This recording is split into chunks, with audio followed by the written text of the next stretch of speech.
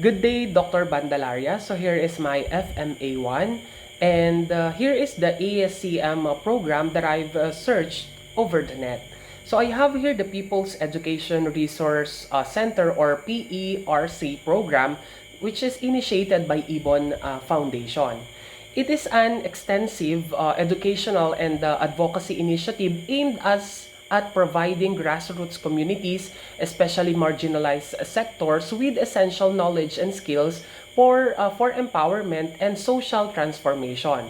So here is a more detailed breakdown of the program's core component, methodologies, and outcomes. So the first one will be the educational materials development. The purpose of this is the development of educational materials is a cornerstone in the PERC or PERC program. So these materials are designed to meet the needs of grassroots communities and facilitate learning that is accessible, relevant, and culturally appropriate. So Ibon's approach is to simplify complex socioeconomic topics and make them understandable to individuals who may not have formal education or access to traditional learning resources. So what are the types of materials? So the first one will be booklet and manuals. So these resources are often printed in simple language using visual and real-life examples to explain complex issues such as poverty, inequality, governance, and economic policies. Next to that will be audio-visual aids. So considering the diverse literacy levels of the target communities, Ibon develops audiovisual materials like documentaries, short films, and digital presentations. So these materials help bridge gaps in literacy and engage communities that may not have access to traditional reading materials. And we also have here interactive modules. So these are designed to encourage active participation in learning processes and typically focus on practical skills like leadership, community organizing, and problem solving. The focus areas. So the first focus area will be the socio-economic issues. So PERC focuses heavily on issues that affect marginalized groups such as poverty, unemployment, human rights, and economic justice. So the materials often include case studies and real-life stories to make the content relatable. And the next to that will be the political awareness. So the program educates communities on political processes, governance, and the role of citizens in democracy, encouraging informed participation in political sphere. And we also have human rights and social justice. So materials are developed to increase awareness of human rights issues, social justice principles, and the importance of equitable access to resources. Number two is the training and workshops. So the objective of that is the sessions are designed to build the capacity of grassroots individuals to engage effectively in their communities and advocate for their rights. So the focus is on skill building for leadership, social mobilization, and grassroots advocacy. So there are key areas of training. The first one will be the community organizing, training participants to mobilize their communities for collective action, whether it's for addressing local concerns or advocating for systematic changes.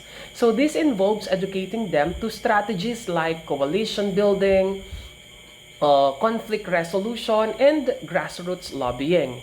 Next to that will be the leadership development. So there is an emphasis is placed on fostering leadership qualities that empower individuals to take on roles of responsibility within their communities. So leadership training often focuses on ethical leadership, participatory decision making, and collaborative problem solving. We also have advocacy and campaigning. So PERC or PERC equips community members with the tools to campaign for social change. From organizing protests to running advocacy campaigns, targeting policymakers and other influential stakeholders. The methodologies. So, participatory approach. So, PARC employs participatory teaching methodologies that encourage critical thinking and problem solving. And workshops are designed to be interactive and practical, engaging participants through group discussions, role-playing, and field work. There is also this peer learning. The emphasis of this is placed on the peer-to-peer learning with experienced community leaders mentoring newer members. This helps build a sustainable learning environment where knowledge is passed on organically. For number 3, we have this community-based research. So the objective of this will be PARC involves communities directly in the research process, allowing them to identify their own challenges and find solutions that are culturally relevant and sustainable. So this participatory research approach is fundamental to the program's ethos of social mobilization and empowerment. So the research focus. So under that, we have this identifying local issues. Community members with the guidance of facilitators conduct research to identify local problems such as inadequate education, lack of healthcare access, or environmental degradation.